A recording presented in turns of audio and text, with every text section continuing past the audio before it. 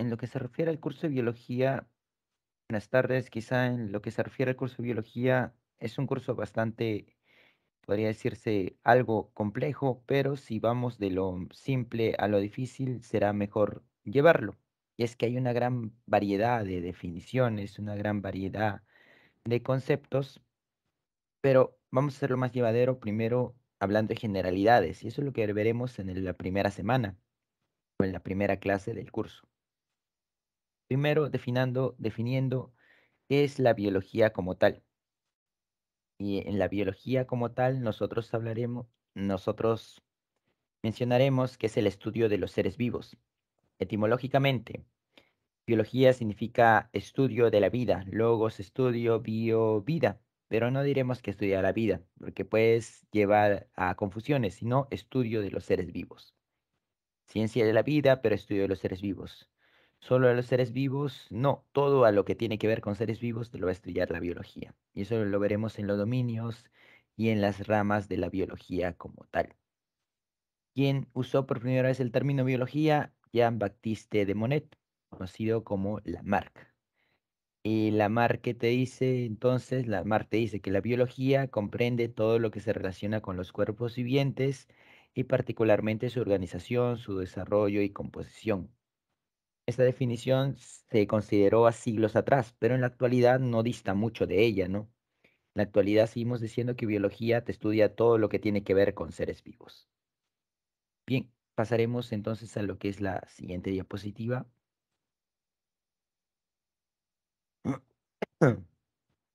Dominios de la biología. Como los seres vivos es un tema muy amplio y bastante complejo, es que la biología tiene que dividirse en pequeños dominios o en pequeñas ramas.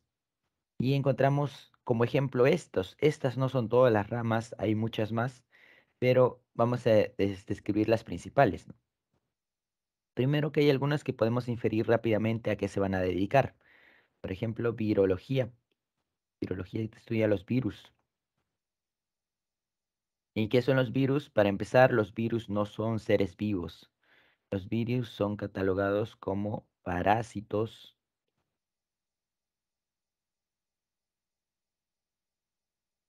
intracelulares.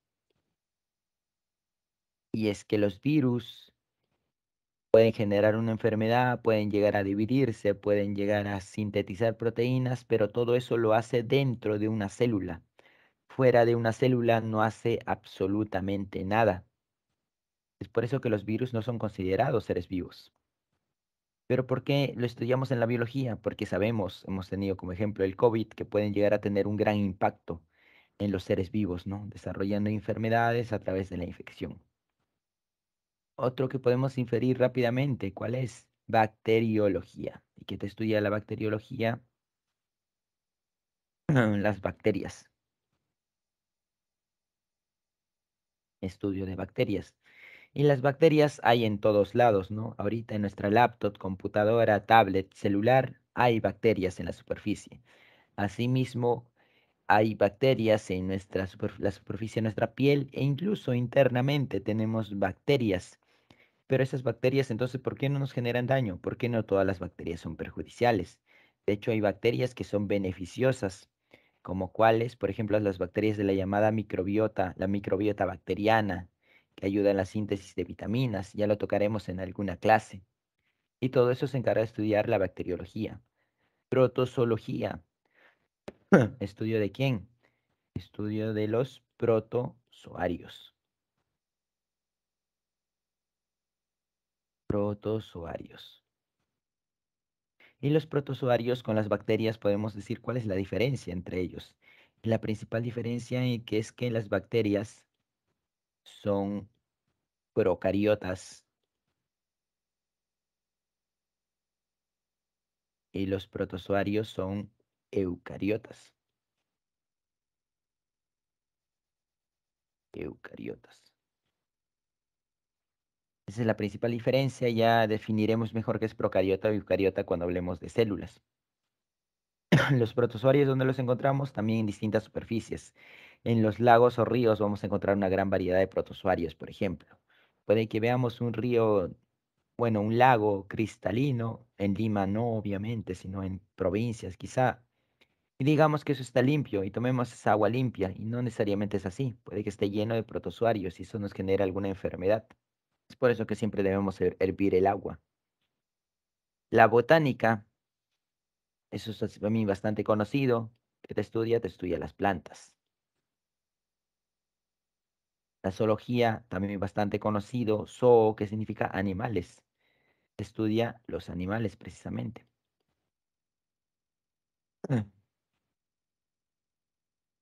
Este es menos conocido, pero si han escuchado el término crema antimicótica, sabrán que la micología lo que se estudia son los hongos.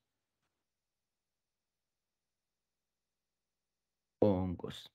Y entre los hongos vamos a encontrar hongos también unicelulares y pluricelulares. Unicelulares como cuál? Unicelulares como la levadura. Y la levadura, por ejemplo, se usa para la preparación de panes, se usa para preparación de harinas o queques, por ejemplo, para que se hinche. Y la levadura es un tipo de hongo unicelular. Luego tenemos champiñones, que son hongos comestibles de carácter pluricelular. Los champiñones entonces no nosotros no podemos comer los champiñones, son un tipo de hongo. ¿Y cuál es la diferencia de hongo con plantas, por ejemplo? Y es que los champiñones pueden confundirse con las plantas, pero la diferencia principal es que las plantas te realizan la fotosíntesis.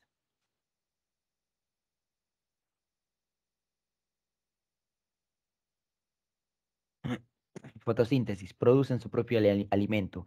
El hongo no produce su propio alimento. Tiene otras maneras de alimentarse, pero no realiza fotosíntesis. Todas las plantas sí realizan fotosíntesis.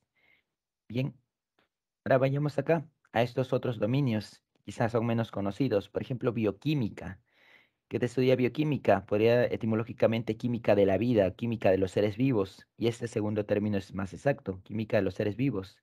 Es el estudio de los seres vivos desde el punto de vista químico. Es decir, si aplicamos todo lo que aprendemos en química y lo llevamos a los seres vivos, como cuál, por ejemplo, el estudio de moléculas, como las moléculas de agua, como las moléculas de dióxido de carbono, el estudio de glúcidos, de ácidos nucleicos, eso te estudia la bioquímica. Y de hecho, esta parte que vamos a ver, la segunda parte de la clase, es un poco de bioquímica. Cuando hablemos de proteínas, cuando hablemos de ácidos nucleicos, cuando hablemos de glúcidos. En lo que se refiere a biofísica, es la aplicación de la física en los seres vivos, aplicación de conceptos de física, como cuáles, conceptos de movimiento, conceptos de velocidad, hablamos de dinámica, cuando hablamos de presión, de fuerza, aceleración, y si eso lo asociamos en seres vivos, tenemos que ver con lo que es la biofísica, pero no necesariamente tiene que ser algo macroscópico, no algo microscópico también, como distancias, las distancias entre nucleótidos en ácidos nucleicos, por ejemplo. De biofísica sí no tocaremos, no lo tocaremos en las clases, porque ese ya es algo más complejo. Biología celular, como su mismo nombre lo indica, es el estudio de qué? El estudio de las células, el estudio de una célula, llamada también citología. Citología. Y cito significa célula, logía, estudio, tratado, ¿no? Es el estudio de la célula, de todo lo que está dentro de la célula, cómo funciona la célula, de sus organelas, del movimiento, etcétera. Eso tiene que ver la biología celular. Histología. Histología es el estudio de algo más que una célula, algo llamado tejido. ¿Y qué es un tejido? Un tejido es una asociación de células. Un tejido es, por ejemplo, este de acá. Este es un tejido. Y esta es una otra célula, y estas están agrupadas. Por ejemplo, cuando hablamos de tejido epitelial, son varias células que están interactuando entre sí. Tejido muscular, tejido nervioso, etcétera. Paleontología. Paleontología, ¿qué te estudia? Paleontología te estudia fósiles. Y los cadáveres de los animales que murieron hace miles de años, millones de años, pueden llegar a mantenerse por X motivos, ¿no? Como el de los dinosaurios que los encontraron. Restos fósiles de dinosaurios. Luego eso tienen que estudiarlo para saber qué cosa, hace cuánto tiempo perteneció. Hace miles de años, decenas de miles, millones de años, y por eso sabemos, tenemos una idea, ¿no? De hace cuánto existieron los dinosaurios, gracias a los estudios de paleontología. Lo mismo con los mamuts, saber hace cuántos años existió un mamut, e incluso llegar a entender cómo es que se extinguieron. Eso es parte de los estudios de la paleontología. En lo que se refiere a taxonomía, ¿qué es lo que te hace la taxonomía? La taxonomía es una clasificación.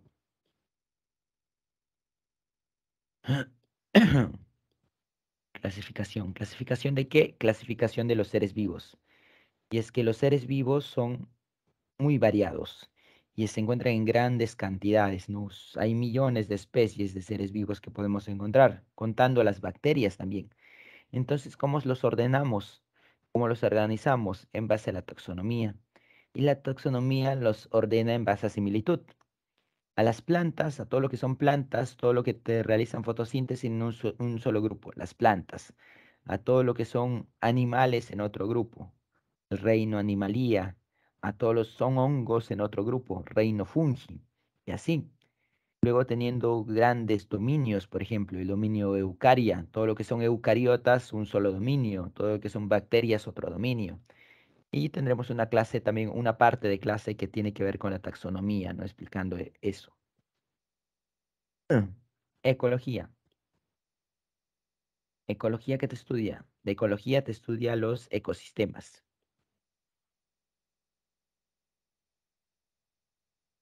¿Y qué es un ecosistema? Ecosistema es el ser vivo más el entorno.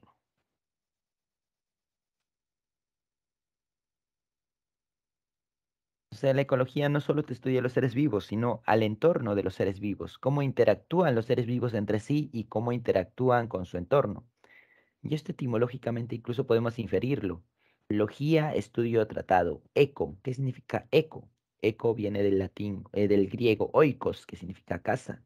Estudio de la casa de quién? De los seres vivos, ¿no? ¿Dónde habitan? Por ejemplo, en la imagen que tenemos, la imagen tenemos un oso grizzly vive a los alrededores del río y eso le sirve para que pueda pescar y conseguir su alimento. Eso es lo que te estudia la ecología, cuando te hablan de cadenas alimenticias, cuando te hablan de ecosistemas, todo eso tiene que ver con la ecología. Habrá una clase entera dedicada a la ecología. Etología, ¿qué te estudia la etología? Eto, ¿qué significa eto? Eto significa comportamiento.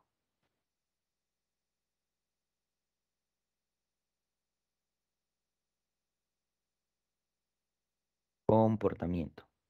Y en el caso de etología se refiere al comportamiento de qué? De los seres vivos y no específicamente, sino comportamiento de animales, entre lo que nos encontramos nosotros y no. Etología es animales excepto el hombre, y es que el hombre tiene su propia rama de la ciencia que se encarga del estudio de su comportamiento, ¿no? La cual es la psicología.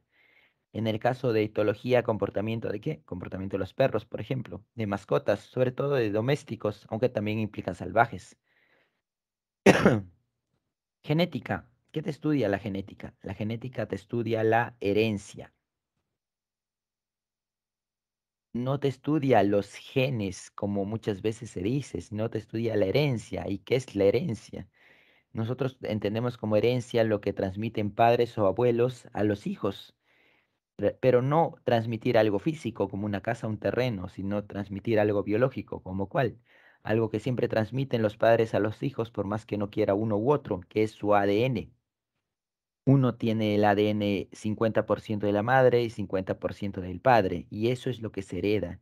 Y es importante, el ADN es fundamental, ya que el ADN es como un manual de instrucciones, donde va a encontrarse cómo va a funcionar todo en nuestro organismo. Es decir, qué características vamos a tener, tanto físicas, tanto en personalidad también. Y el ADN, nosotros vamos a tener a los genes, ¿no? Los genes están compuestos de ADN. Es por eso que lleva el nombre genética, ¿no? Ya que va a haber genes heredados por parte de la madre, genes heredados por parte del padre, ¿no? Y es por eso que siempre vamos a tener una similitud, sea o no física, de nuestros progenitores. Y eso no es exclusivo de los humanos, sino que en todos los animales ocurre, en todas las plantas también ocurre, y en todos los seres vivos ocurre eso. Luego tenemos evolución. ¿Y en evolución a qué se refiere? En evolución tiene que ver con cambios.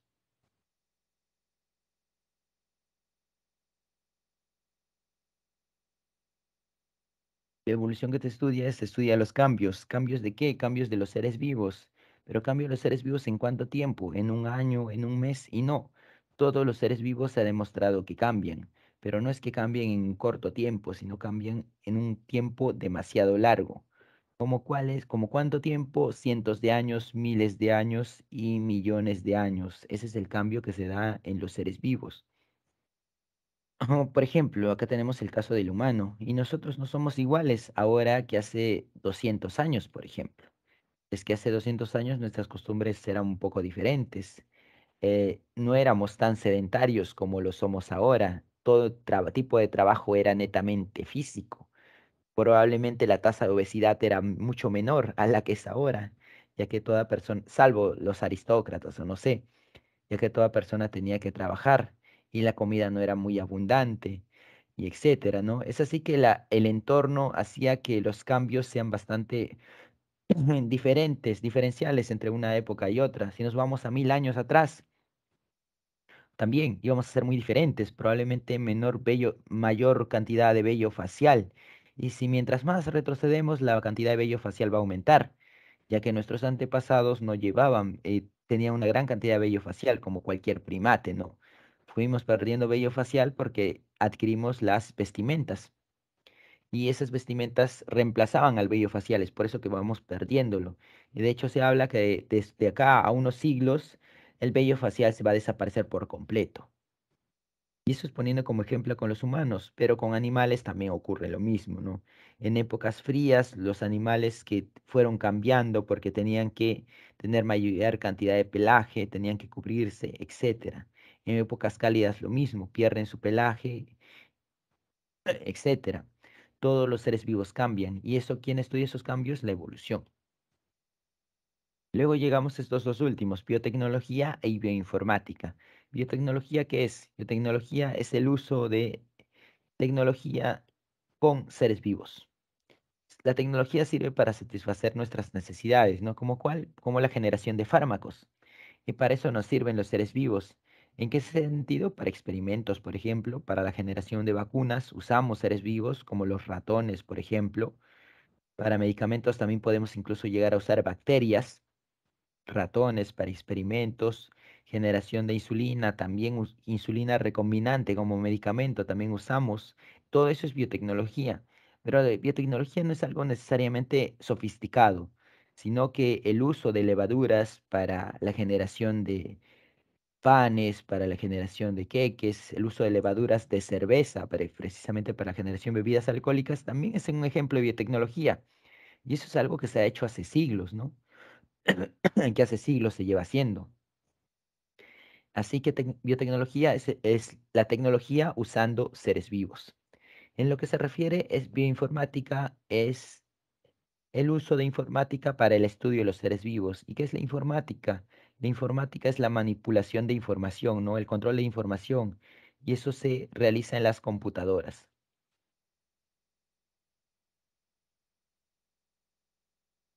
Computadoras que te ayudan a manejar gran cantidad de información. ¿Y por qué requeriríamos gran cantidad de información en biología? Y es que biología no es solo observar plantas y animales, sino que cuando estudiamos proteínas y ácidos nucleicos, esto puede ser mucho más complicado de lo que parece. Y por ejemplo, trabajamos con miles de letras y millones de letras, y eso no lo vamos a usar a mano, no vamos a manejarlo a mano, sino que se requiere una computadora para poder ordenarlo y clasificarlo mejor. Asimismo, cuando hablamos del conjunto de genes de una persona, que se llama genoma, y son 3.000 millones de letras. ¿Y eso cómo lo ordenamos? Eso lo tenemos que ordenar obviamente con una computadora bastante capacitada, ¿no? Probablemente ninguno de nosotros tenga una computadora que puede trabajar tanta información. Es por eso que la bioinformática es fundamental en la actualidad. Pasamos a la siguiente diapositiva.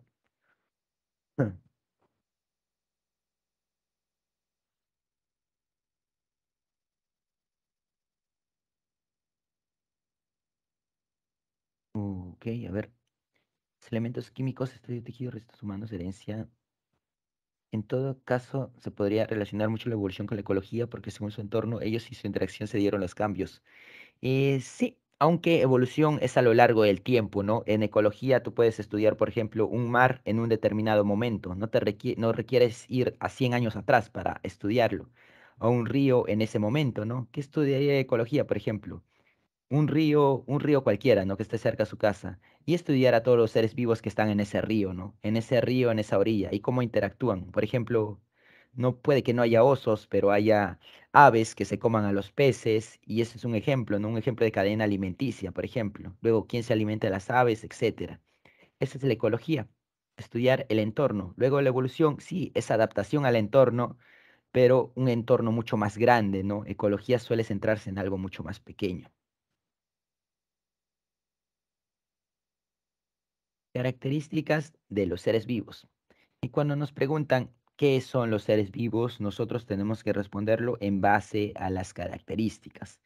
Y decimos, y eso también tenemos que saber explicarlo. Por ejemplo, si decimos seres vivos, ¿qué son? Son los que se mueven, alguien te va a decir, y las plantas no se mueven. Y eso hay que tomarlo con pinzas, como lo vamos a ver a continuación. Por ejemplo, una característica es el movimiento. Y el movimiento bastante notorio y alevoso se da en los animales, ¿no? Los animales están obligados a moverse. ¿Por qué? Porque requieren obtener su propio alimento. Van y tienen que cazar, o obtener su alimento o agarrar determinada planta. Están obligados a ello. Por eso se tienen que mover. En cambio, las plantas no. Las plantas realizan fotosíntesis y fabrican su propio alimento. Eso significa que no hay ningún tipo de movimiento en las plantas y no necesariamente es así, porque es lo que en lo que nosotros vemos no hay movimiento, pero en la parte interna de la planta, al interior de la planta, sí va a haber movimiento. Y ese es el movimiento de las células de la planta, ¿no? Hay un grupo de células de la planta que sí se tiene que mover para que la planta realice determinada función. Para respirar, por ejemplo, para adquirir agua a partir de sus raíces, por ejemplo, para la fotosíntesis, se requiere movimiento.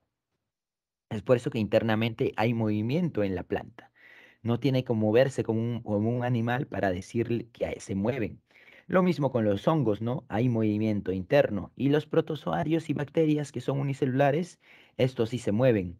Obviamente no lo vemos porque son microscópicos, pero sí tienen su capacidad de moverse. Tienen órganos que les sirve para moverse. Y lo veremos mejor cuando lleguemos al tema de biología celular. Así que movimiento lo tienen todos, ya sea externo, ya sea interno. Irritabilidad y coordinación, ¿esto qué significa? Siempre vamos a estar expuestos a un estímulo. ¿Estímulo en qué sentido? Por ejemplo, estamos pasando por ahí y alguien patea fuerte una pelota y nosotros lo llegamos a notar a verlo. Y si lo vemos, entonces, ¿qué va a ocurrir? Nos vamos a cubrir esa parte. Probablemente lo más, si es que no tenemos muchos reflejos, nos vamos a cubrir la cara inmediatamente, ¿no? Por puro reflejo. Pero luego la pelota puede caernos en el brazo, no sé. Pero nos cubrimos la parte más importante y eso lo realizamos porque es una respuesta a un acto reflejo. Y ese acto reflejo se le llama respuesta. Y frente a un estímulo siempre va a haber una respuesta. Y eso es lo que se conoce como irritabilidad y coordinación. A un estímulo estamos expuestos a un estímulo y nosotros tenemos una respuesta. Y no necesariamente tiene que ser algo pensado, ¿no? Puede ser un acto reflejo, como el protegernos, el cubrirnos, etcétera. Por ejemplo, acá, la persona se acerca a una rosa y sin darse cuenta toma la rosa, tiene espinas. Es así que el estímulo, ¿cuál sería? El pinchazo. De esa manera, la rosa pincha a la persona y obviamente esta va a sentir dolor. Y no tiene que pensar nada acá, ¿no? Por acto reflejo se para, saca el brazo. Y eso se le llama irritabilidad, el dolor emitido y el daño que le ha generado las espinas. Y la respuesta es retirar el brazo de la persona, ¿no? Y eso no se da con algo tan complejo como los seres humanos, sino con cualquier tipo de animal. Frente a un estímulo que es el exceso de calor, por ejemplo, el animal va y al frente a ese estímulo que sería el calor, el animal se va. Y frente al exceso de frío, lo mismo, se iría. Cuando una presa nota a un depredador, y es que tiene muchas maneras, algunos tienen desarrollado mucho en mayor medida la vista, otros el olfato, Otros sienten de otra manera, pero detectan al depredador, lo cual sería el estímulo. Su respuesta, ¿cuál es? Irse o escaparse para que de esa manera puedan sobrevivir. Y lo mismo con las plantas, con algunas plantas incluso, como cuáles, como las plantas conocidas como plantas carnívoras, los cuales tienen un órgano que se encarga de devorar insectos. Las plantas carnívoras no se mueven igual como los otros tipos de plantas, al menos externamente, ¿no? No hay movimiento. Es así que los insectos pasan, piensan que es una planta normal y la planta carnívora le tiende una trampa, ¿no? Apenas siente que el insecto cae en su trampa, su respuesta ¿cuál es? Devorarse al insecto. Y lo mismo pasa con protozoarios, con bacterias, ¿no? Esto sirve mucho entonces para obtener beneficios por parte de los seres vivos, así también como para sobrevivir. Crecimiento. En el caso de crecimiento vamos a tener algo concreto, y es que el crecimiento podemos evaluarlo desde dos puntos, desde el crecimiento de los pluricelulares como cuáles, como plantas, como animales, como champiñones, no sé. ¿En qué consiste su crecimiento? En el aumento del número de células. Aumento del número de células. Mientras tenemos a los unicelulares también. ¿Qué pasa con los unicelulares? Los unicelulares también crecen, como las bacterias, como los protozoarios. Pero obviamente nosotros no los vemos, por eso no sabemos si crecen o no. Pero estos sí crecen. ¿Cómo crecen? Obviamente acá no va a aumentar el número de células porque son unicelulares. Acá lo que aumenta es el tamaño nada más. El tamaño celular, vamos a ponerlo.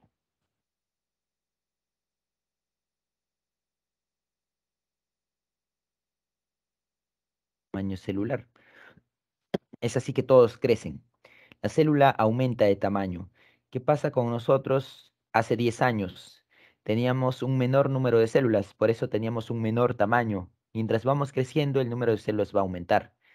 ¿Y qué pasa con nuestras células? ¿Nuestras células no crecen también? Y sí, sí crecen, pero lo que genera ese aumento notorio de tamaño no es tanto en el aumento del tamaño de las células, sino el aumento de número de células, ¿no? Como somos pluricelulares, vamos a aumentar en mucho mayor tamaño, ¿no?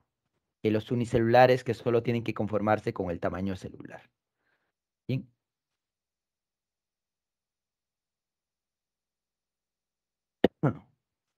adaptación. Adaptación que tenemos. En adaptación, los individuos se adaptan. ¿Se adaptan a qué? Al entorno.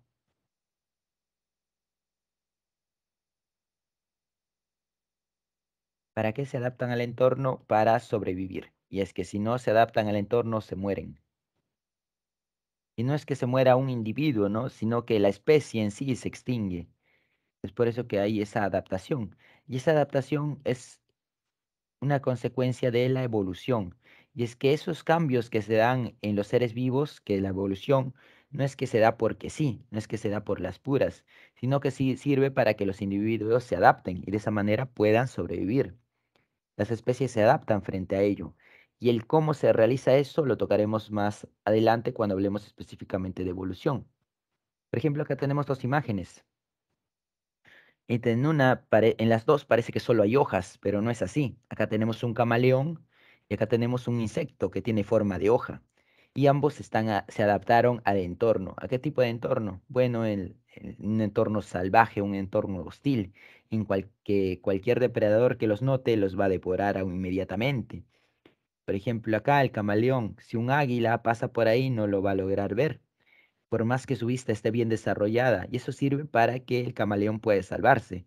Por otro lado, puede haber otro animal que esté por ahí que no tenga esa capacidad de camuflarse y el águila lo va a devorar, llevando incluso a que se extinga si no tiene si no se adapta a su entorno, ¿no? A ese entorno hostil, no se adapta a los depredadores para poder huir a través de ellos. Lo mismo pasa con este insecto, que en sí es idéntico a una hoja, a las hojas verdes, y de esa manera pasa desapercibido para los depredadores. Y camuflarse no es la única manera de adaptarse, ¿no? También tiene que ver con la velocidad que tienen los roedores, por ejemplo, que la velocidad les sirve ¿para qué? Para huir de los depredadores. Es lo mismo también el tamaño. El pequeño tamaño le servía para huir de los depredadores, como pasaba con los mamíferos. Los mamíferos en el tiempo de los dinosaurios sí existían, pero eran muy pequeños. Y eso les era bastante útil, porque les servía para pasar desapercibido entre dinosaurios, además que para también esconderse. ¿Y qué pasó cuando llegó el meteorito? Todos los dinosaurios se extinguieron. Bueno, la gran mayoría, pero ¿qué pasó con el resto que no se murió con la llegada del meteorito? Se fue muriendo poco a poco por una nube, bueno, por según la hipótesis, una nube que se encargó de intoxicarlos y no tenían dónde esconderse. ¿Por qué no tenían dónde esconderse los dinosaurios? Porque eran muy grandes. De esa manera no se adaptaron, por eso se extinguieron. ¿Qué pasó con los mamíferos? Los mamíferos sí se adaptaron, porque eran pequeños. Y cuando desaparecieron los dinosaurios, eso nos llevó a que puedan cubrir cualquier rincón del planeta. De esa manera adaptarse a ese entorno, ¿no? Y así también tendremos una gran variedad de ejemplos que lo iremos detallando cuando toquemos el tema de la evolución. Reproducción. Reproducción hay dos tipos, sexual y asexual. ¿Cuál es la diferencia principal? Que la sexual es cuando hay participación de dos células y la sexual es cuando hay participación de una sola célula. Esas dos células, ¿cómo se llaman? Esas dos células se llaman gametos. Células sexuales conocidas también como gametos. En el caso de animales, los gametos, ¿cuáles son? Gameto masculino es el espermatozoide, espermatozoide, gameto femenino es el ovocito. Y el espermatozoide y el ovocito se van a unir, generando el cigoto y luego posteriormente generando el nuevo ser, ¿no? En todo, casi todos los animales ocurre eso. Hay reproducción sexual. Lo mismo en las plantas. En el caso de las plantas también tiene dos gametos diferentes. Ya lo veremos cuando hablemos de fecundación en las plantas. Y ahí en las plantas su órgano reproductor son las flores, ¿no? Pero también hay reproducción asexual. Y reproducción asexual es cuando solo participa una célula. ¿Y eso dónde hay? Eso hay en las bacterias, eso hay en los protozoarios, por ejemplo, cuando a partir de una sola célula, por determinado mecanismo, que ya veremos cuando toquemos el tema de bacterias, se van a generar dos. Cuando solo hay una participación en una célula, se le llama asexual. A sin sexo, ¿no? Las bacterias no tienen sexo. En cambio, los animales sí, refiriéndome a sexo masculino y sexo femenino. Lo mismo con las plantas, ¿no? Se habla de órgano reproductor femenino en las plantas y órgano reproductor masculino también, porque hay dos tipos, cada uno tiene su respectivo gameto. Metabolismo.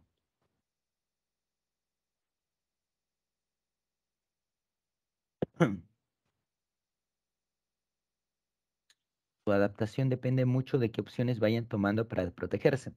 Sí, y en realidad la adaptación es más compleja que esto, ¿no? Ya le tocaremos evolución, pero no es que el individuo piense y diga, ah, esto me sirve para adaptarme y de esa manera vaya a cambiar. No es tanto así, sino que como tiene miles de años, ya lo mencionaremos, explicaremos mejor en evolución, tiene miles de años para adaptarse.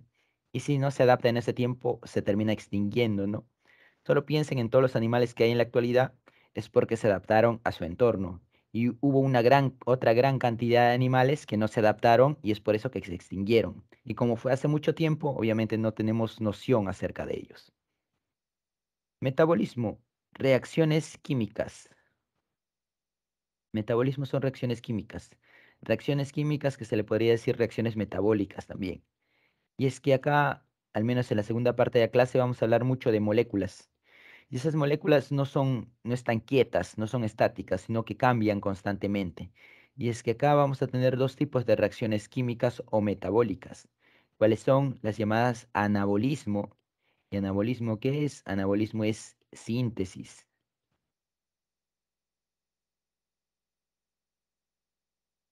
Y catabolismo. ¿Y catabolismo qué es? Catabolismo es degradación. ¿Y qué tenemos entonces? Que de moléculas pequeñas, anabolismo es cuando moléculas pequeñas, moléculas simples, vamos a generar moléculas más grandes o moléculas más complejas. Y catabolismo, lo contrario, es cuando de moléculas complejas vamos a generar moléculas más pequeñas. Por eso que hablamos de síntesis, se genera una molécula grande y acá degradación. La molécula grande se divide en pequeñas, ¿no? Y acá vemos la aparición de una moneda, de una molécula, la cual le conocemos como moneda energética.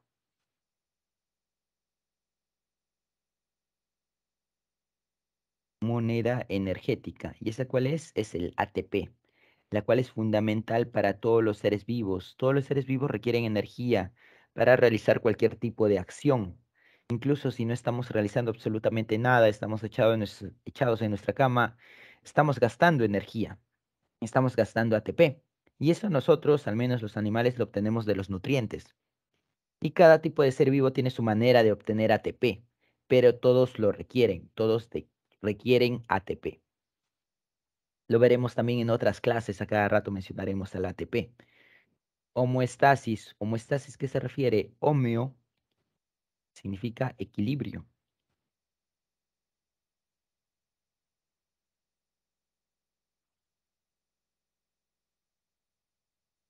y estasis significa estado.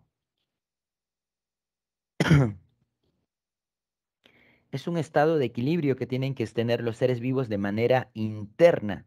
Y es que todo tiene que funcionar de tal manera que cualquier pequeño cambio puede significar una diferencia entre la vida y la muerte en un ser vivo. Y nosotros los seres humanos no somos la excepción. Por ejemplo, en este caso hablaremos de la temperatura, poniendo como ejemplo la temperatura. Y nuestra temperatura corporal es de 37 grados y esa no debe cambiar. Si cambia unos grados más, unos grados menos, nos podemos llegar a morir. Y hay mecanismos que evitan que cambie esa temperatura. Por ejemplo, fiebre. La fiebre, ¿cuándo es? Fiebre es cuando llegamos a 38 grados. O sea, por el solo hecho que aumente un grado, ya sabemos todos qué malestar se puede llegar a generar. Esa es la fiebre. Pero ¿por qué nosotros podemos vivir en lugares muy cálidos? No sé, que están a 40 grados, que llegan a los 40 grados de temperatura. Obviamente es muy incómodo, pero se puede vivir ahí. Y en lugares muy fríos, en los cuales se ya a 10 grados, 15 grados bajo cero. Y eso es porque tenemos mecanismos de homeostasis que nos ayudan a que nuestra temperatura se mantenga en equilibrio. Por ejemplo, en lugares muy cálidos, si vamos ahí, ¿qué vamos a empezar? Vamos a empezar a sudar. Y el sudor es agua. De esa manera el agua cubre nuestro cuerpo y ayuda a temperar un poco nuestro cuerpo. Mientras que si vamos a un lugar muy frío, ahí vamos a encontrarnos que vamos a empezar a temblar. Y temblar, ¿qué significa? El movimiento involuntario de nuestros brazos, de nuestras piernas, incluso de nuestros dientes. Y ese movimiento que genera, ese movimiento genera calor. Y ese calor nos sirve para que nuestra temperatura corporal no baje. De esa manera, hay mecanismos que generan que nuestra temperatura se mantenga en equilibrio. Y así pasa con la temperatura, así pasa, por ejemplo, con la cantidad de sal en las plantas, cantidad de sal en los peces, hablemos del sistema, cuando hablemos del sistema excretor, etcétera, ¿no? Siempre va a haber equilibrio, no solo en los animales, sino en plantas y en cualquier tipo de ser vivo. Por último, tenemos a la organización específica. Y organización específicas es lo que desarrollaremos en las siguientes dos diapositivas. Así que pasaré a la siguiente diapositiva.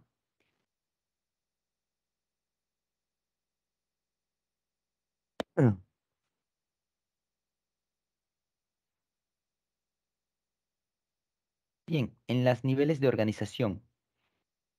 Tenemos varios niveles de organización. ¿Y por qué hay varios? Y es que los seres vivos son bastante complejos.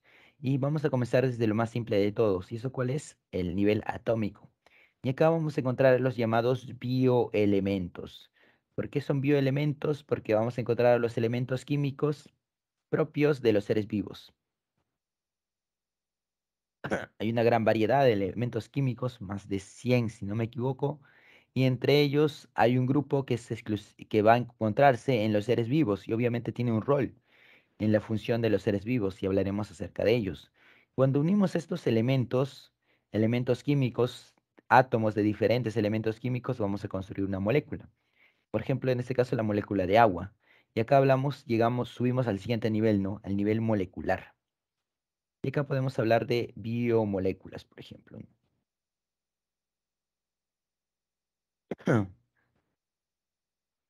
Ahora, ¿qué pasa si unimos moléculas?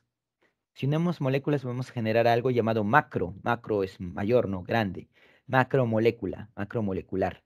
Y entre esas macromoléculas, ¿cuáles vamos a encontrar? Vamos a encontrar cuatro macromoléculas. ¿Y esas cuáles son? Esos son los glúcidos,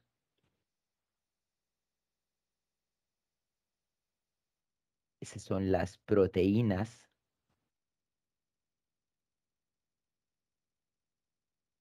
Esos son los lípidos.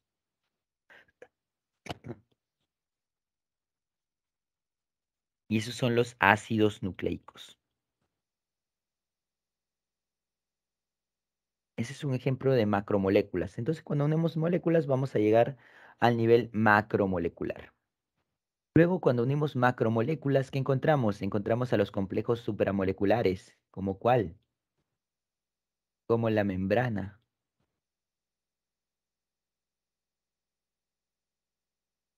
celular. Y es que la membrana celular que presenta, lo veremos en su respectiva clase también, pero te presenta lípidos, te presenta glúcidos,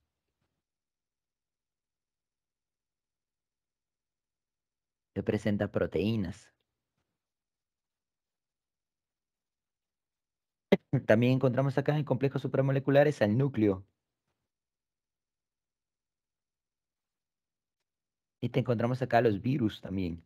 Es que el virus, recordemos, no es un ser vivo, pero sí entra dentro de la categoría de complejos supramoleculares, porque el virus presenta proteínas y presenta ácidos nucleicos. En el caso del núcleo, presenta también ácidos nucleicos y proteínas, ¿no? Organelas. En el tema de organelas es vamos a encontrar, es el siguiente nivel. Y una organela, por ejemplo, puede ser el lisosoma, puede ser el ribosoma, puede ser el aparato de Golgi, el mitocondrias, el cloroplasto, etcétera, ¿no? Depende del tipo de ser vivo que estemos hablando, si es eucariota o si es procariota. Ya luego llegamos al nivel celular, que se refiere exclusivamente a la célula. Y todos los seres vivos llegan hasta lo que es esto de acá, hasta nivel celular. Hasta nivel celular es donde vamos a encontrar a todos los seres vivos como tal. Sea eucariota o sea procariota, va a llegar al nivel celular. Luego llegamos al nivel tisular, y tisular es una asociación de células, ¿no? Como una continuación cada uno, ¿no? Por eso llevan esta secuencia. Una célula es una organización de organelas también, y un tejido es una organización de células. Tejido epitelial, vamos a encontrar obviamente células epiteliales, tejido muscular, células musculares, etcétera. Luego tenemos organológico. Y organológico se refiere obviamente al órgano, o un órgano como cual, como en este caso el hígado, ¿no? Que puede tener tejido epitelial, puede tener tejido adiposo, también puede llegar a tener tejido sanguíneo, etcétera. Sistémico se refiere a un sistema. Cuando hablamos de varios órganos, vamos a llegar al tema de sistema, ¿no? Como en este caso, sistema digestivo. Estómago, páncreas, hígado, boca, intestinos. Es un tipo de sistema. E individuales cuando llegamos al individuo como tal, ¿no? En este caso, ejemplificaron un ser humano, de los tipos de organización para el ser humano. Pero ahí no acaba la cosa, sino que podemos ir más allá de un individuo, como en el caso de población. Y población es un conjunto de individuos, pero acá hay una aclaración, es un conjunto de individuos de la misma especie. Sí o sí tiene que ser de la misma especie, si no, no es una población.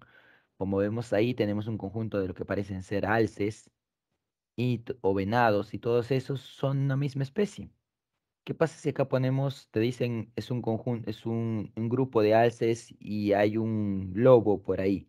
Eso en conjunto ya dejaría de ser una población, ya que encontramos especies diferentes. Cuando vemos eso, cuando hay más de una especie diferente, hablamos de comunidad. Más de una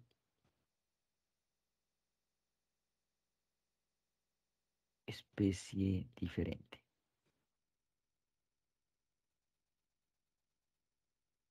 Por ejemplo, vemos acá un conjunto de alces y vemos un águila también. Es decir, encontramos dos, y acá vemos otra que parece ser un águila también. Encontramos dos especies diferentes. Eso es una comunidad. Esa es la diferencia entre comunidad y población. Población solo misma especie y comunidad más de una especie diferente. en lo que se refiere a ecosistema. ¿Qué es un ecosistema? Y el ecosistema tiene que ver a un grupo de seres vivos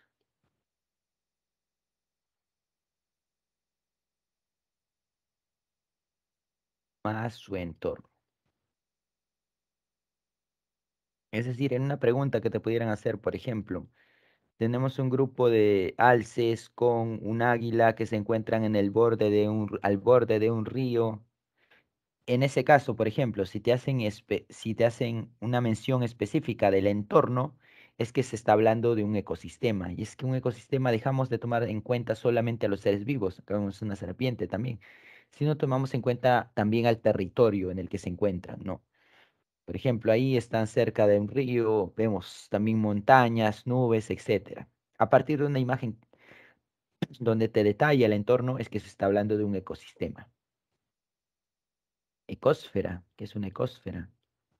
Una ecosfera es un conjunto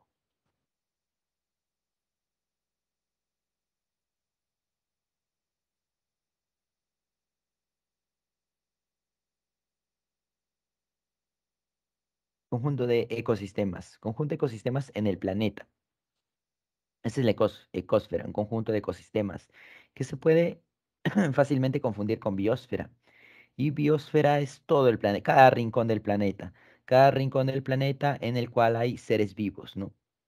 Todos los rincones del planeta en el cual hay seres vivos es la biosfera. No, no necesariamente tiene que ser todo el planeta. Por ejemplo, en el núcleo de la Tierra no vamos a encontrar seres vivos. Al menos eso se supone. Tampoco en la parte más alta de la atmósfera, o sea, más allá de la estratosfera, no vamos a encontrar seres vivos. Eso sí es comprobado. Eso no formaría parte de la biosfera. Biosfera es cada rincón del planeta en el cual se puede o se encuentran los seres vivos. En todo el mar, por ejemplo, ¿no? Bien, pasaré a la siguiente diapositiva.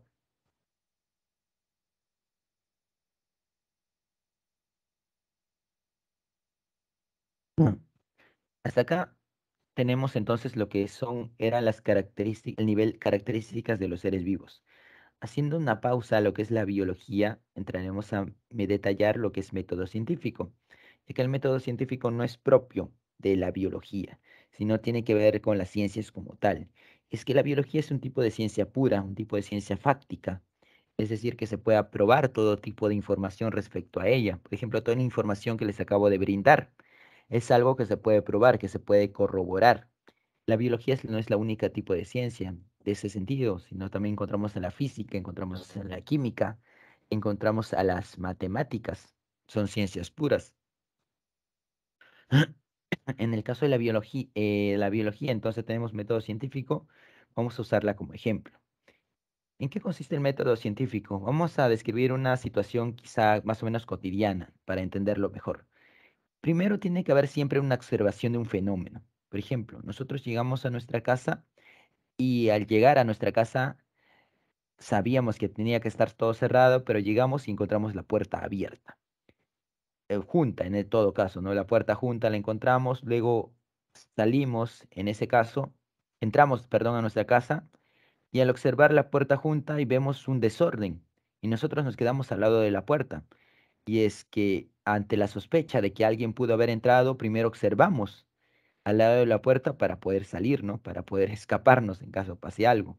Pero observamos todo el desorden, pequeño desorden que no había en nuestra sala, en la sala de nuestra casa. Entonces planteamos una hipótesis. La puerta está abierta, estuvo abierta cuando llegamos, hay un desorden y podemos plantear que entró un ladrón o entraron ladrones. Y de esa manera vemos primero que puede ser que hayan entrado ladrones. Y para eso lo primero que hacemos es llamar. Esa es una hipótesis. La hipótesis entonces, ¿cuál sería? Que entraron ladrones a nuestra casa.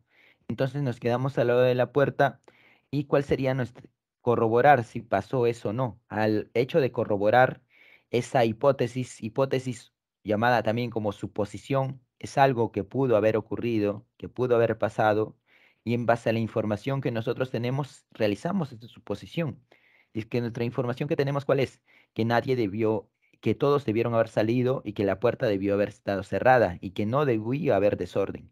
Pero al encontrar lo contrario, entonces hipotetizamos que alguien pudo entrar. En este caso, un ladrón. Y encima, si vivimos en una zona peligrosa, quizá le da mayor énfasis a nuestra hipótesis. Entonces, experimentamos. ¿De qué manera? Comprobando. Experimentación es comprobar si la hipótesis es correcta o no. Entonces llamamos a nuestros padres, llamamos a nuestros hermanos, a los que viven en la casa, que probablemente se fueron al trabajo.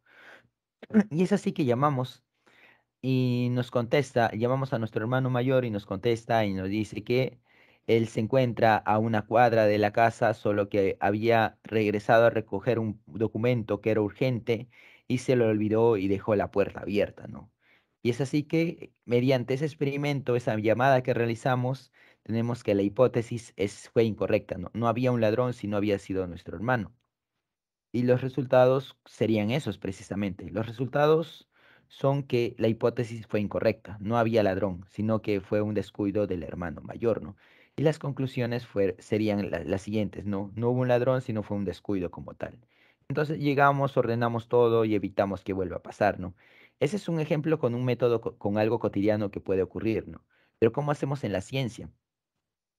Observamos algo que no tiene explicación, como por ejemplo, vamos a poner el caso de lo que observó Darwin o lo que se observaron los naturalistas de los años 1800. Ellos observaban que había mucha similitud entre entre los seres vivos. Y en esa similitud de los seres vivos, ahí existía la corriente de que todos los seres vivos habían sido creados tal y como se les conoce. No debería haber cambios. Es así que en base a las observaciones que no se fueron a dar, que no se dieron a simple vista, ¿no? Sino que fueron observaciones que se desarrollaron por años. De Darwin, en su viaje, llegó a una hipótesis. ¿Y cuál era la hipótesis? Por ejemplo, una de las tantas que se generaron, una de las hipótesis era que los humanos y los primates pertenecían al mismo grupo. Es decir, un humano era un primate, como los chimpancés, como los gorilas, como los orangutanes. Esa era la hipótesis de Darwin. Es así que va a la experimentación. ¿Y la experimentación cuál es? La experimentación es precisamente el comportamiento, el análisis de comportamiento de ambos, cómo eran ambos. Es así que llega a unos resultados y en base a sus observaciones que tomaron 10 años de estudiar el comportamiento de animales, llega a sus resultados y llega a unas conclusiones. Y esas conclusiones a qué llevan? Llevan a decir que sí, los humanos son muy parecidos a los primates, ¿no? Y obviamente eso que lleva, eso lleva inmediatamente a la generación de una teoría y no siempre es así, sino que lleva a que se realice otro experimento. ¿Y por qué? ¿Está mal lo que se hizo? No es necesariamente que haya estado mal, sino que se tiene que realizar otros experimentos para generar mejores conclusiones, ¿no?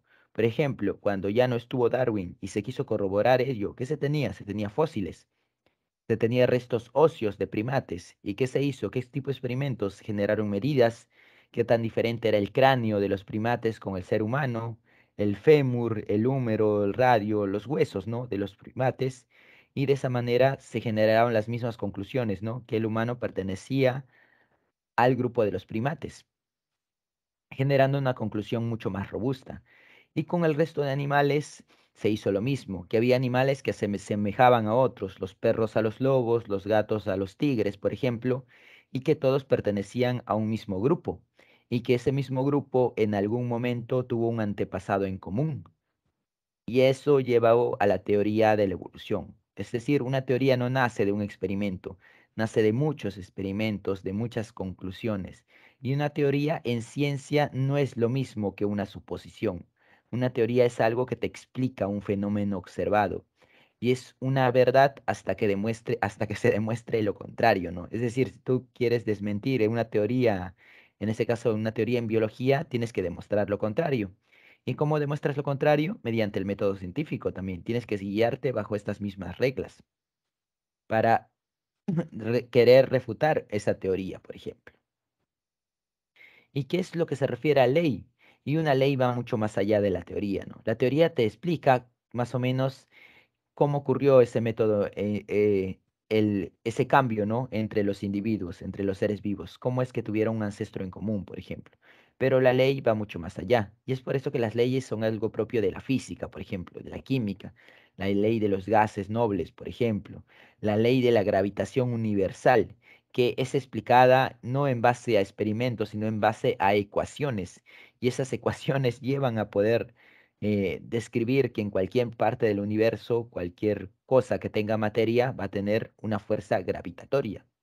Esa es una ley, ya una verdad de manera universal, ¿no? En cambio, la teoría te explica el fenómeno, mientras que la ley te describe en su totalidad, ¿no? Dicho fenómeno. Pasamos así a la siguiente diapositiva.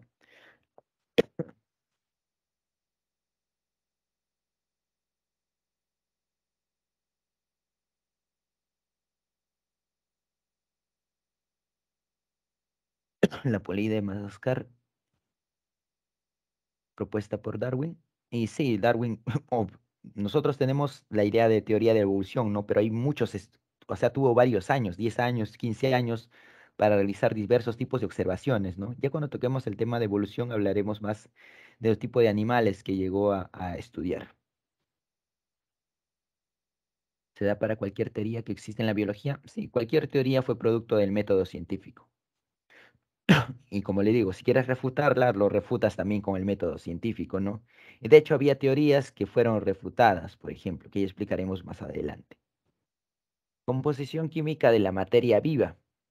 Y los seres, acá hablaremos ya de esta es la segunda parte de la clase, y acá hablaremos de qué están compuestos los seres vivos. De lo más básico de todo, cuál era atómico, ¿no? Es decir, bioelementos o elementos biogénicos. Y ahí vamos a encontrar que los que tienen mayor abundancia, vamos a ponerle una flecha, abundancia,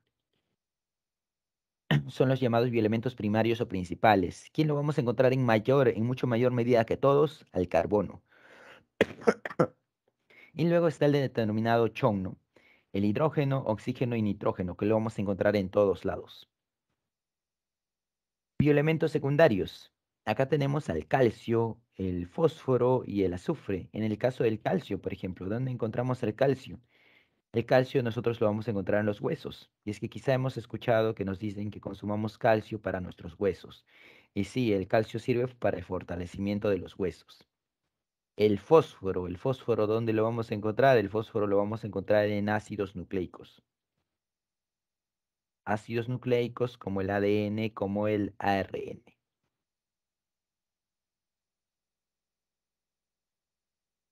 El potasio. ¿El potasio dónde lo encontramos? Potasio lo encontramos con la transmisión de impulsos nerviosos. Cuando hablamos de sinapsis, por ejemplo.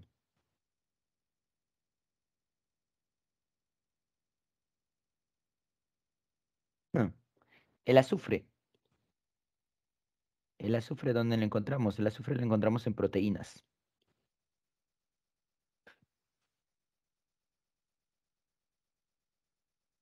El sodio. Y el sodio sirve bastante en lo que es la osmosis. Y ya le hablaremos de la osmosis cuando toquemos el tema de células. Magnesio. Magnesio, fotosíntesis.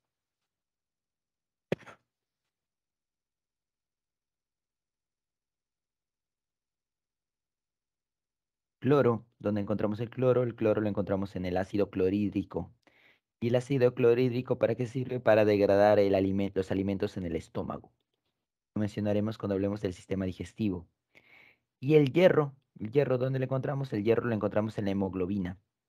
Y la hemoglobina es una proteína que se encarga del transporte de oxígeno a lo largo de todas las células de nuestro cuerpo. Es así que si no tenemos hierro, no consumimos hierro, ese transporte va a ser bastante pobre. Y eso es lo que tienen los anémicos, por ejemplo. Las personas anémicas no consumen hierro y es por eso que son bastante débiles, porque no tienen suficiente oxígeno en las células. Oligoelementos, son los secundarios, ¿por qué? Porque se encuentran en menor abundancia. Acá vamos a ponerle flechitas, como estos están así. Los bioelementos secundarios se encuentran en menor abundancia, mientras que los oligoelementos se encuentran en mucha menor abundancia que todos, ¿no? Siguen siendo importantes de todas maneras. Por ejemplo, se encuentran en menos que el 0,1%. Tenemos el caso del manganeso. ¿Y el manganeso dónde lo vamos a encontrar? El manganeso lo vamos a encontrar en proteínas.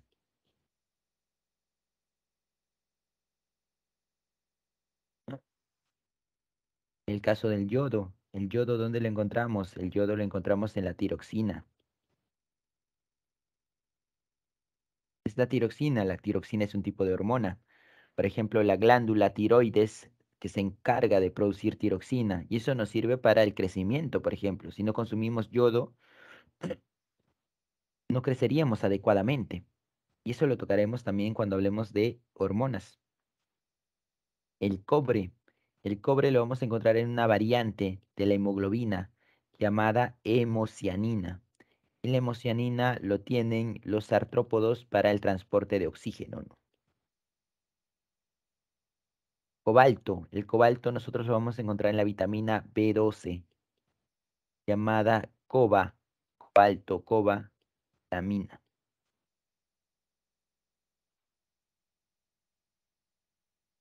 En lo que se refiere al zinc, lo vamos a encontrar en proteínas.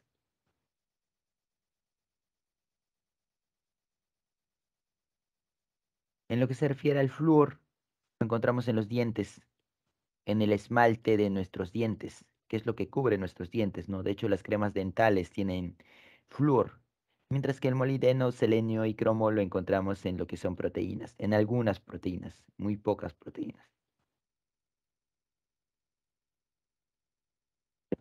Siendo estos entonces los elementos químicos. De todas maneras, este tipo de funciones entre tantos elementos y entre tantas flechas que dibujé, iremos mencionando mucho de esos a lo largo de las clases.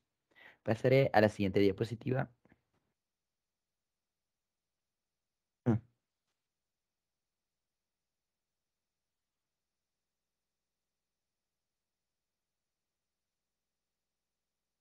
Ok, principios inmediatos inorgánicos, bioelementos inorgánicos, biomoléculas, perdón.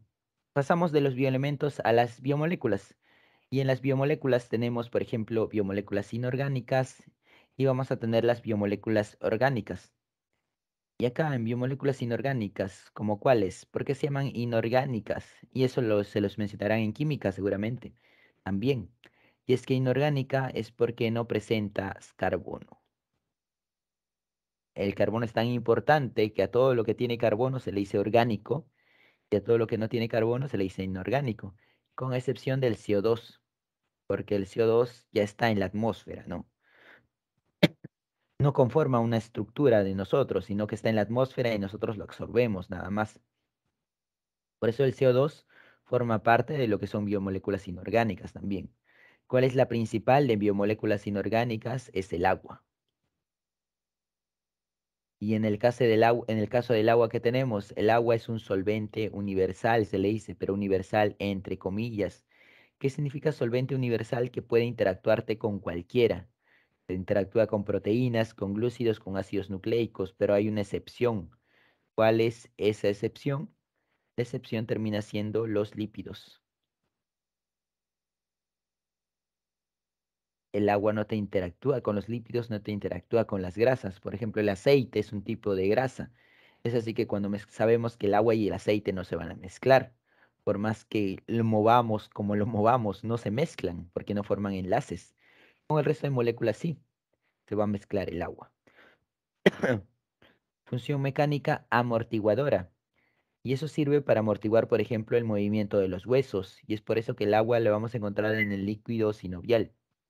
El líquido sinovial presenta agua y se encarga de rellenar las articulaciones.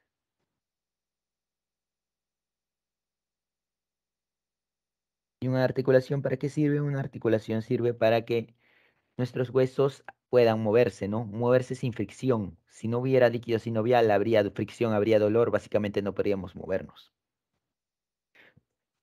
Ser medio de transporte. Y es que el agua, por ejemplo, se encuentra casi en su totalidad en la sangre.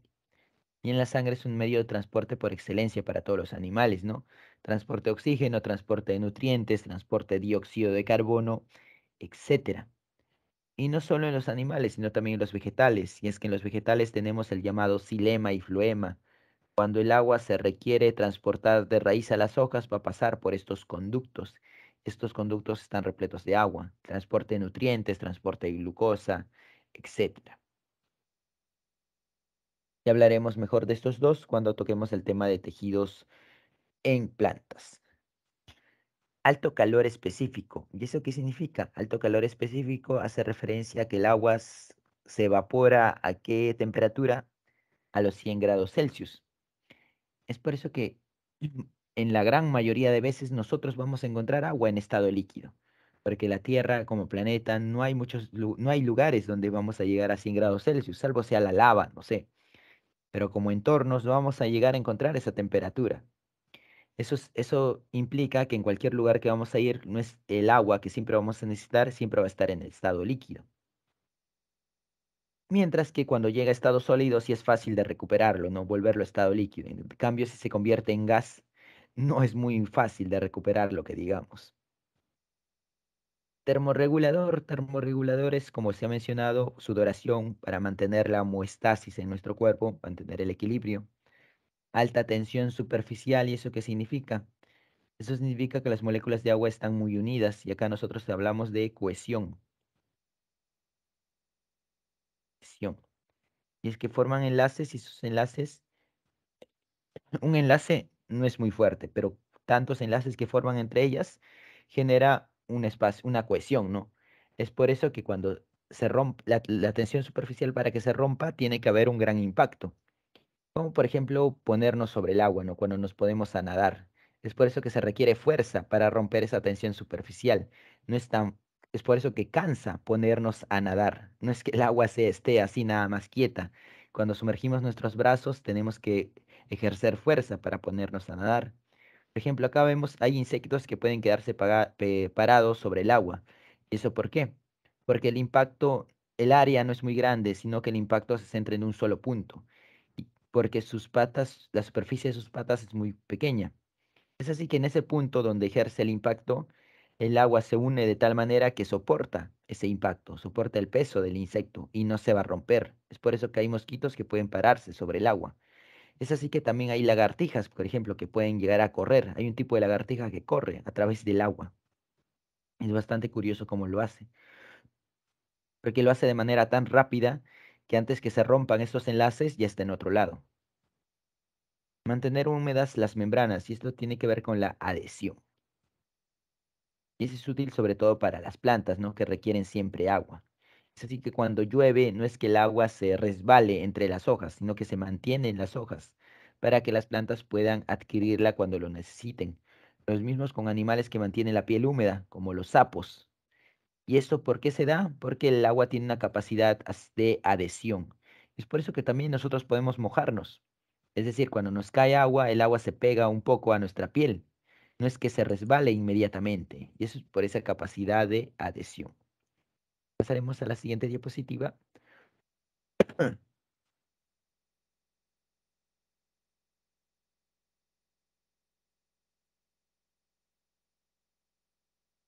Siguiendo con los biomoléculas inorgánicas, tenemos a sales minerales. Sales minerales, ¿cuáles son? Son tipo de iones que ya hemos visto y otros nuevos que tocaremos. Por ejemplo, contracción muscular. ¿Quién se encarga de eso?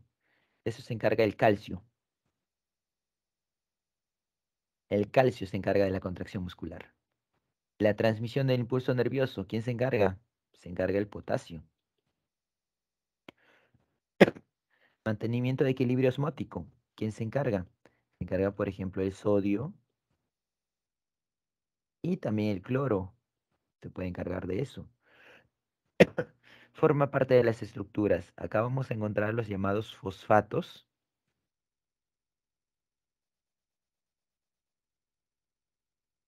y carbonatos. Y por ejemplo, los huesos tienen una parte bastante dura que no está compuesto necesariamente de células, sino de cosas, de sales minerales, entre los cuales vamos a encontrar los carbonatos. Y eso lo veremos cuando toquemos el tema de sistema de tejido óseo, ¿no? Por ejemplo, oxígeno. Luego pasamos a lo que es oxígeno. ¿Oxígeno cuál es? Es la unión de dos átomos de oxígeno. Anhidro carbónico es la unión de carbono más dos átomos de oxígeno. El oxígeno es fundamental, pero para todos los seres vivos no. Fundamental para los organismos aeróbicos. ¿Y quiénes son los aeróbicos? Los aeróbicos es lo que sí requieren oxígeno, como por ejemplo nosotros, los animales. Por otro lado tenemos los anaeróbicos.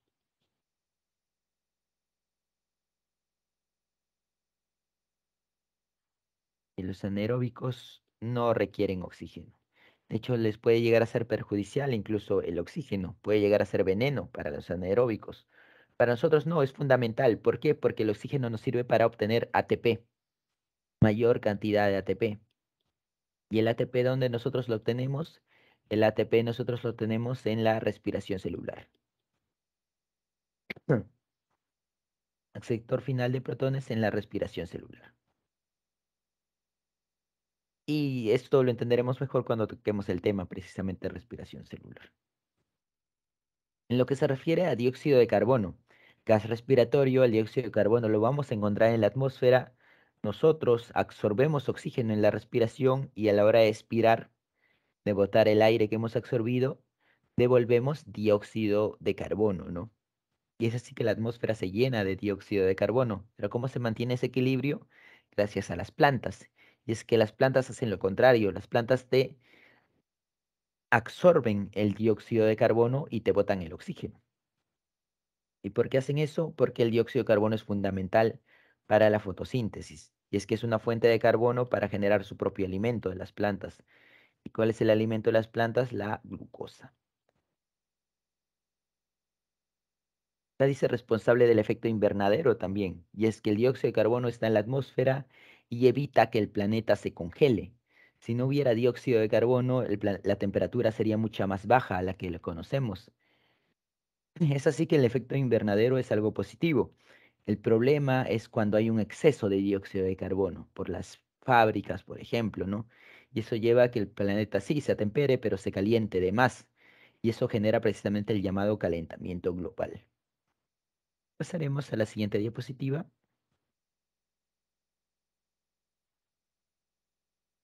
Ah, ok, acá hablaremos de entonces de las biomoléculas orgánicas. También podemos llamarlas como biomoléculas orgánicas o macromoléculas también. Por ejemplo, acá, ¿quién podemos encontrar?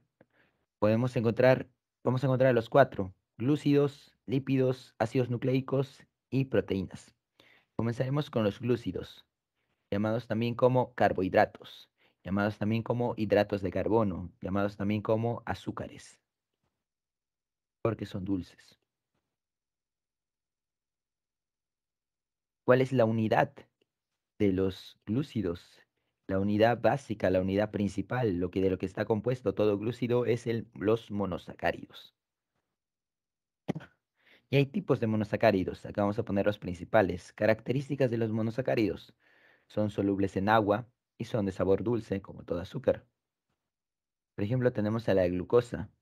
La glucosa es la principal de todas, ¿no?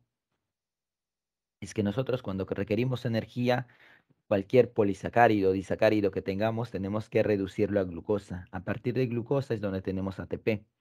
Es así que la glucosa es nuestra fuente de energía.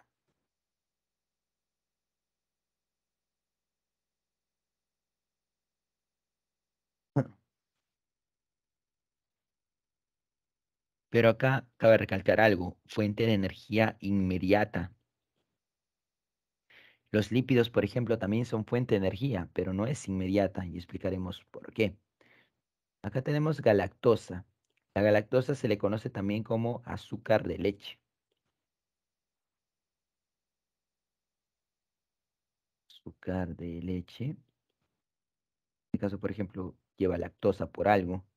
Fructosa, azúcar de fruta.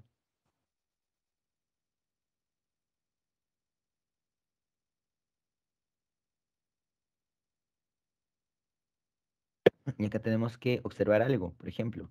Tanto la galactosa como la glucosa, la forma de la molécula tiene una forma de hexágono. Es por eso que esto se le conoce como hexosas, hexosa hexágono.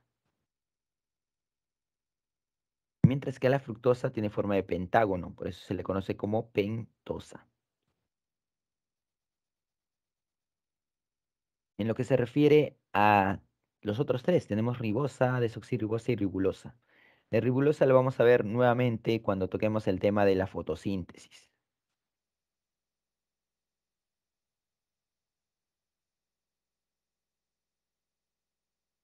Es que en ribulosa, por ejemplo, vamos a ver que hay en la fotosíntesis una molécula llamada ribulosa,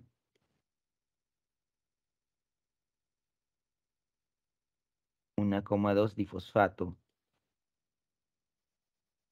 conocida como rubisco también, que va a tener una participación en la fotosíntesis.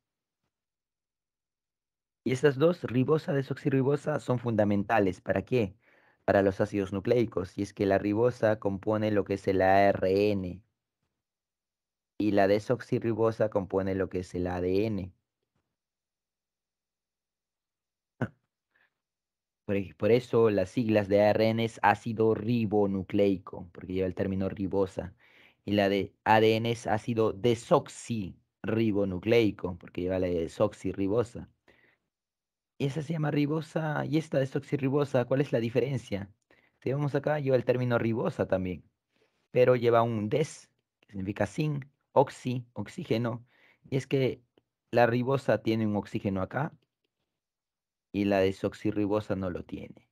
Esa es la principal, esa es la única diferencia, de hecho, entre esas dos. Pasaré a la siguiente diapositiva.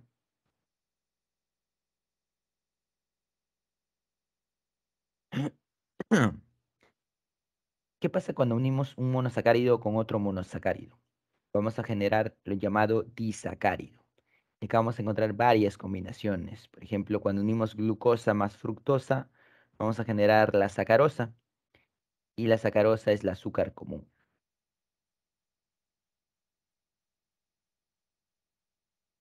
Azúcar común, ¿por qué le dicen eso? Porque cualquier azúcar que consumimos, todo el azúcar que consumimos casi todos los días para echarlo a nuestro café, té, leche, es sacarosa. Lactosa es lo que se encuentra en todos los lácteos. Es la unión de glucosa más galactosa. Maltosa es la azúcar de Malta, lo que se puede encontrar en la mayoría en todas las cervezas.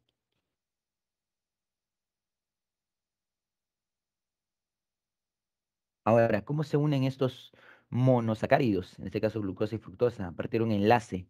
El enlace se llama glucosídico y esto no hay que olvidarlo. Los glúcidos se unen a partir de enlaces glucosídicos y cuando el enlace se forma se pierde una molécula de agua. ¿A eso cómo se le llama? Se llama deshidratación. Deshidratación, ¿por qué? Porque el agua se evapora.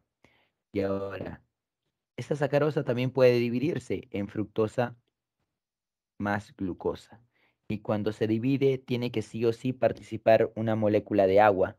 Y esa molécula de agua que participa, ¿qué es lo que genera? Genera algo llamado hidrólisis. Esa es una de las funciones biológicas que termina realizando las moléculas de agua, ¿no? Generar hidrólisis. Hidrólisis, ¿qué es? Rompimiento usando una molécula de agua. Pasaremos a la siguiente diapositiva.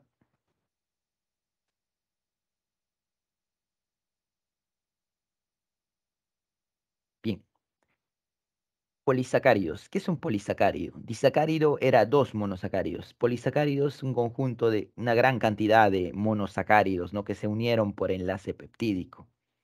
Y acá, por ejemplo, tenemos el almidón y el glucógeno, los cuales están formados por qué tipo de monosacárido exclusivamente por glucosa. Y tienen una función energética. Y les había dicho ya de por sí la glucosa tiene función energética, pero la glucosa que consumimos no se conserva como glucosa en nuestro cuerpo, sino que se tiene que reservar como glucógeno. Y es que cuando consumimos glucosa no puede haber mucha glucosa en la sangre. Y seguramente han escuchado acerca de la diabetes. Es por eso que la glucosa debe conservarse o guardarse como glucógeno. ¿Y qué es un glucógeno? Entonces una cadena de glucosas, ¿no? Donde lo conservamos el glucógeno en el hígado, lo conservamos también en los músculos. Y eso es algo propio de animales. Es así que cuando nosotros gastemos energía, requiramos energía y no nos hayamos alimentado, nuestras reservas de glucógeno van a ser utilizadas para de esa manera obtener energía. Recuerden, energía de manera inmediata. Mientras que el almidón es algo que funciona de manera bastante similar, pero no es propio de animales, es propio de plantas. Las plantas tienen almidón, donde perdón, en los tallos y en las raíces sobre todo. Reservas de almidón para obtener glucosa y de esa manera poder obtener energía, porque las plantas también requieren energía para realizar sus actividades. En lo que se refiere a función estructural, tenemos a la celulosa. ¿Y estructural por qué? Estructural porque se encarga de ordenar algo, de mantener un tipo de estructura. Por ejemplo, celulosa. La celulosa, ¿dónde la encontramos? La encontramos en la pared celular.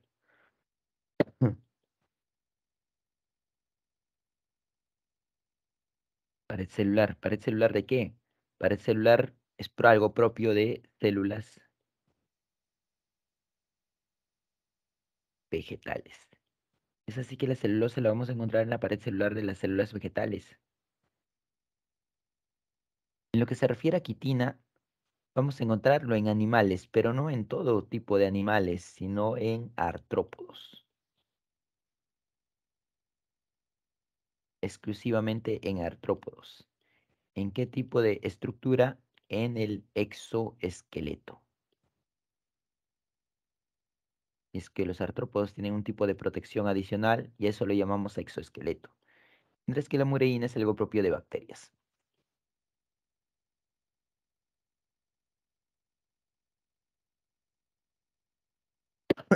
Ok, pasaré a la siguiente diapositiva.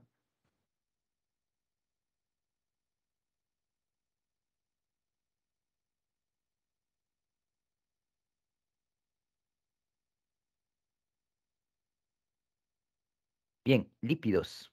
Pasamos de glúcidos a lípidos. Lípidos, función, reservan energía y glúcidos también era reserva de energía. ¿Cuál es la diferencia? Que esta reserva de energía es a largo plazo.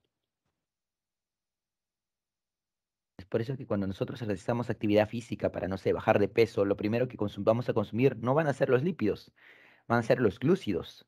Ya luego es que van a ser consumidos los lípidos. Es por eso que no es tan sencillo bajar de peso, porque los lípidos se consumen después de los glúcidos. De todas maneras es fundamental, ¿no? Los lípidos como reserva de energía. Aislante térmico. ¿Y eso por qué? Porque la grasa no necesariamente tiene que estar en exceso, pero la grasa siempre genera calor, ¿no? Genera temperatura para que de esa manera nos mantengamos cálidos y en equilibrio, que haya un equilibrio en la temperatura corporal. Eso se le llama aislante térmico. Cuando hay capas de grasa, el calor no se va a salir, no va a escapar. Ya en mayor medida o en manera más exagerada tenemos a los osos, ¿no? Que se encargan de invernar. ¿Invernan para qué? Invernan para que eh, en el invierno puedan dormir. ¿Y cómo es que pueden realizar eso? Dormir durante una estación entera, porque consumen la suficiente cantidad de grasa para que de esa manera se mantengan cálidos y con suficiente energía. Protección. ¿Protección de qué manera? Protección a través de algo de distintas maneras. Por ejemplo, las ceras se encargan de proteger plantas. Hay una capa de cera que cubre a las plantas de, no sé, de exceso de lluvia, por ejemplo, o de que pudiera llegar a dañarlas, o de nieve, o de granizo, etcétera. Lo mismo con la protección en animales, ¿en qué sentido? En el cerumen, es un tipo de cera.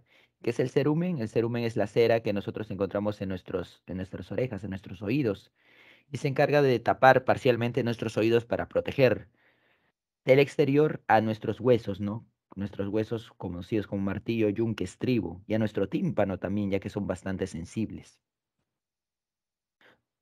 Estructural. Estructural sobre todo porque los lípidos conforman lo que es la llamada membrana celular. Es la membrana que se encarga de rodear nuestra célula. ¿Cuál es el tipo la unidad de todos los lípidos? La unidad de los lípidos son los ácidos grasos. ¿Y cuál es el enlace primordial? El enlace principal de los lípidos es el enlace denominado éster.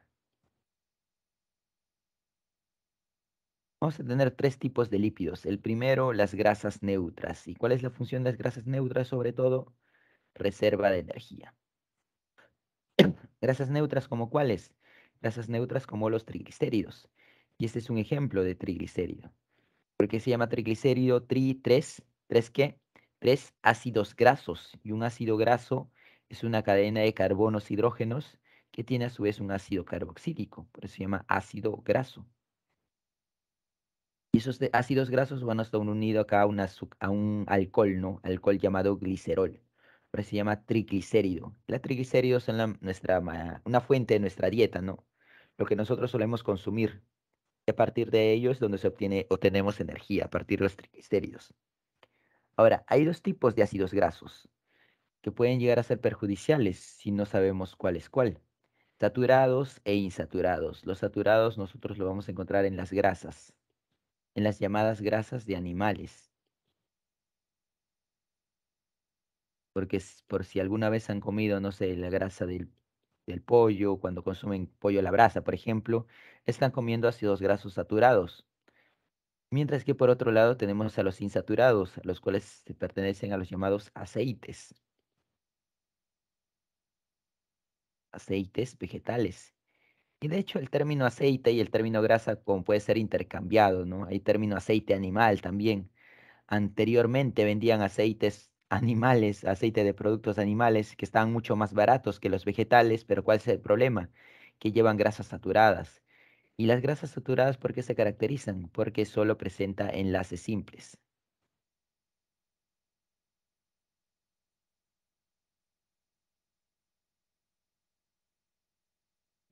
Mientras que las grasas insaturadas presentan al menos un enlace doble.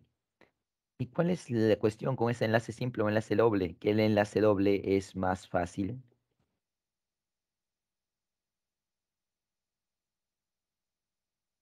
de romper. ¿Y eso qué te lleva? Que si tú consumes aceites vegetales, estás consumiendo grasas, pero es más fácil de degradar para obtener energía. En cambio, esos no. Esto te lleva más tiempo. Y si consumes muchas grasas saturadas, va a poder ser perjudicial a largo plazo, ¿no? Porque no va a ser tan fácil degradarlo. Es por eso que siempre se recomienda, ¿no? Solo consumir grasas insaturadas. Pasaré a la siguiente diapositiva. Mm. Los otros dos tipos de lípidos, tenemos lípidos complejos y esteroides. Lípidos complejos, ¿por qué? Porque va a tener una parte hidrofílica y una parte hidrofóbica. Hidrofílica, ¿qué significa? Que hidrofílica, hidro, agua, filia, fílico, filia, que interactúa con el agua. Hidrofóbico, hidro, agua, fobia, no interactúa con el agua. Es decir, esta parte que está compuesta por un fosfato y un glicerol va a interactuar con el agua y esta parte que tiene ácidos grasos no.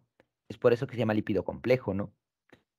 Y eso lo lleva a que su característica sea ambos, que tenga ambos condiciones, ¿no? Anfi, ambos. ¿Qué condiciones? Interactúa con el agua con una parte y con otra no. Y eso se le conoce como anfipático. Una parte de los lípidos complejos interactúa con el agua y otro no. ¿Cuál es el lípido complejo más conocido de todos? Los fosfolípidos. ¿Y por qué? Porque se encarga de componer la membrana plasmática. Membrana plasmática, membrana celular es lo mismo.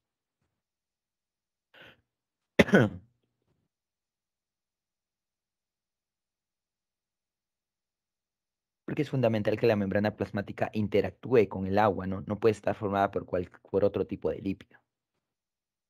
Esteroides. Y los esteroides quizá lo hemos escuchado en otro lado, pero no es algo perjudicial, ¿no? Los esteroides es algo que nosotros mismos producimos. Y es que los esteroides, por ejemplo, un tipo de esteroide es el colesterol. Y el colesterol de igual manera, hemos escuchado que es perjudicial. Y sí, es perjudicial, pero en exceso. En pocas cantidades nosotros mismos producimos nuestro propio colesterol, es suficiente para que cumpla sus funciones, ¿no? Como por ejemplo es la generación de bilis. Y en el caso de los esteroides tenemos también la formación de hormonas, que son fundamentales para nuestro desarrollo, como la testosterona para los hombres, progesterona para mujeres y estradiol para mujeres también.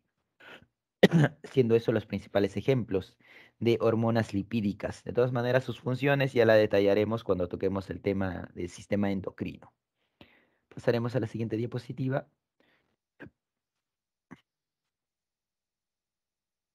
Proteínas. En la tercera macromolécula, tercer principio inmediato, las proteínas son... ¿Cuál es la unidad de las proteínas? Los aminoácidos. ¿Y cuál es el enlace de las proteínas que se encarga de la unión de aminoácidos, el enlace peptídico? Ahora, en este caso, ¿qué tenemos? Que un aminoácido está formado por un grupo amino, que tiene este nitrógeno, por un grupo carboxilo, y así se llama así porque así se llaman los grupos químicos. Tiene un hidrógeno, tiene un carbono central y tiene un grupo radical. ¿Qué es un grupo radical? Es un grupo que puede llegar a ser variable.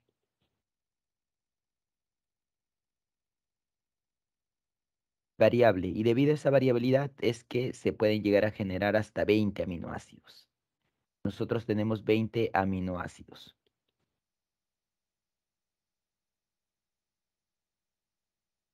Tenemos 20 aminoácidos en las proteínas. Y es variable, ¿no? Una proteína puede tener 5 tipos, 10 tipos, es muy variable las proteínas. Y de hecho las proteínas son las más variables en cuanto a qué, en cuanto a estructura, en cuanto a función, en cuanto a todo. Y también las más abundantes de los cuatro tipos de macromoléculas. Y podemos hablar incluso de las más complejas también, pero ya no lo escribiré. Adquiere una gran variedad de funciones, por ejemplo, hormonas, y es que hay hormonas lipídicas y hormonas proteicas. Hormonas proteicas como cuáles, hormonas proteicas como la insulina, que sirve para regular la cantidad de azúcar en la sangre. Proteínas estructurales como cuáles, proteínas estructurales como el colágeno, como la queratina, por ejemplo, como la fibrina. Proteínas de transporte como la hemoglobina, que se encarga del transporte de oxígeno a todas nuestras células. Proteína de reserva y hay proteínas cuando se nos acaba los glúcidos, cuando se nos acaba los lípidos, nuestro cuerpo tiene una opción de emergencia, que son las proteínas. Y hay algunas proteínas que son degradadas de aminoácidos y a partir de ahí obtenemos energía. Proteínas de defensa, que son los anticuerpos. Los anticuerpos son un tipo de proteína. Proteínas motoras, las proteínas que pertenecen al citoesqueleto, ya detallaremos cuáles son cuando toquemos ese tema. Enzimas, y las enzimas son todas las que participan en reacciones metabólicas, ¿no? Y en reacciones anabólicas o reacciones catabólicas siempre debe haber una enzima participando. La enzima se encarga de acelerar ese proceso. Por ejemplo, cuando se forma un enlace, tiene que haber una enzima. Cuando se rompe un enlace, tiene que haber una enzima. La enzima se encarga de todo ello. Y finalmente, toxinas. ¿Y toxinas qué tiene que ver? Es que serpientes, abejas, por ejemplo, arañas, en sus venenos tienen toxinas que cumplen un rol que es detener a la presa, ¿no? Para que se las puedan comer. Y esas toxinas tienen un carácter proteico, que de esa manera su función es perjudicial para la presa, pero beneficiosa para el depredador. Pasaré a la siguiente diapositiva.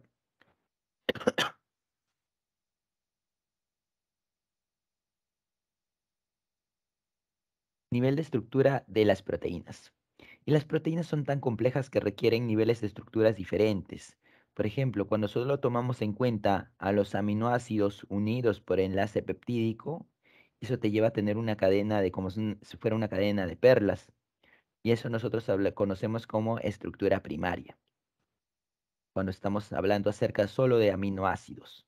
Cuando estos adquieren una forma más compleja, es como si con esto lo enrolláramos y esa forma va cambiando, ahí hablamos de estructura secundaria.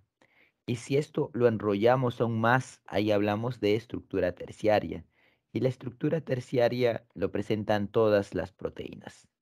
Para que una proteína pueda funcionar, tiene que llegar a estructura terciaria. ¿Y qué pasa con estructura cuaternaria? ¿Cuál es la diferencia?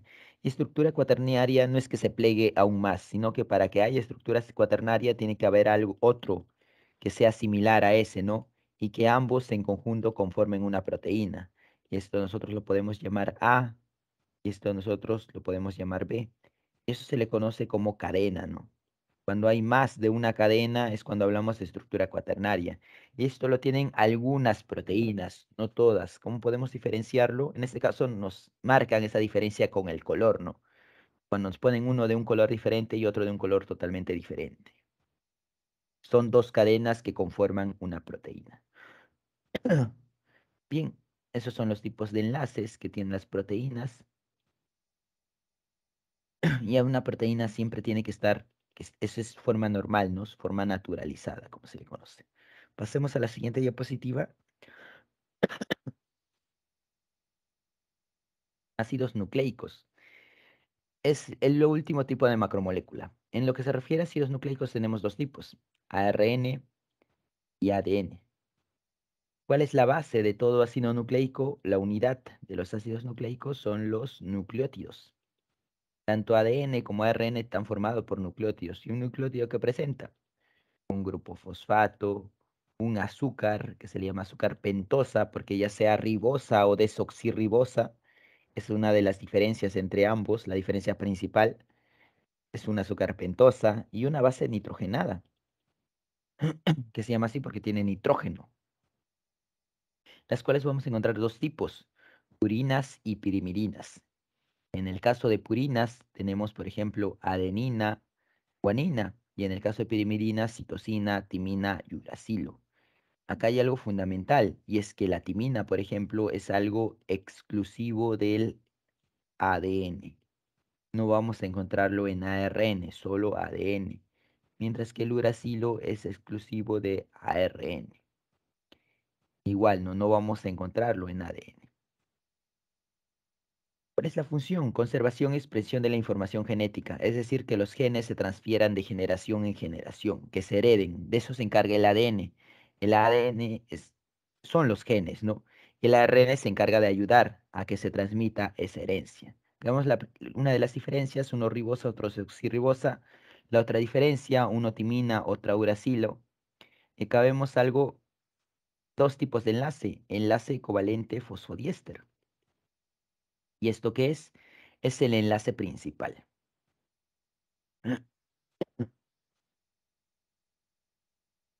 Enlace principal.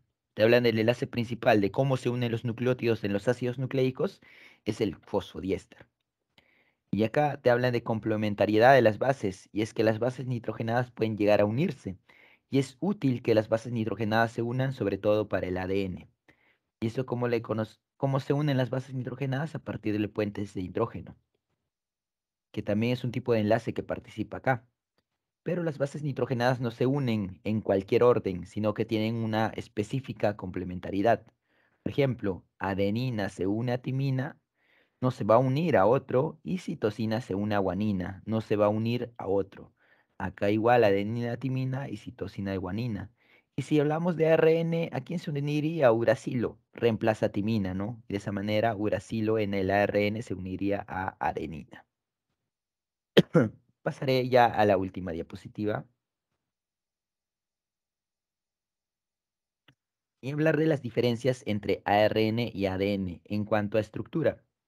Hemos visto las principales, ¿no? La cual es la azúcar pentosa, es diferente, ribosa, desoxirribosa. Otro es la base nitrogenada. Uno tiene uracilo, otro tiene timina. Otro es que el ADN es una doble cadena y siempre va a ser una doble cadena, mientras que el ARN es una sola cadena, una cadena. Eso lleva a que el ADN sea bastante estable, ¿no? Y el ARN sea más variable. Y respecto al ARN precisamente, y es que el ADN va a haber un solo tipo, una doble cadena, mientras que ARN vamos a encontrar hasta tres tipos de ARN, que ya iremos detallando sus funciones cuando toquemos el tema hablemos un poco acerca de genética. Por ejemplo, el ARN mensajero. Tengamos entonces lo siguiente, que ADN es el material, es el libro de instrucciones, ¿no? Ahí vamos a encontrar todo, pero el ADN por sí solo no hace nada. Los que realizan el trabajo son las proteínas. ¿Cómo llegamos de ADN a proteínas? Ahí está el ARN para ayudar a ello. Es así que todo comienza con el ADN entonces, y el ADN tiene que cambiar a ARN mensajero.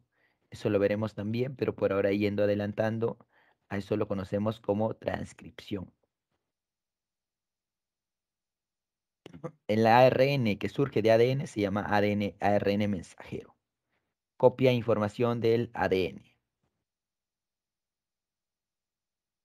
Luego, ese ARN mensajero, hay alguien que lo termina llevando. ¿Quién lo lleva? Lo lleva el ARN de transferencia. Por eso se llama transferencia, porque agarra al mensajero y lo lleva. ¿Y hacia dónde lo lleva? Lo lleva hacia los ribosomas. Y en los ribosomas, ¿quién está esperando? Está esperando el ARN ribosómico, que tiene un papel fundamental en la llamada traducción. ¿Y qué es la traducción? La traducción es la síntesis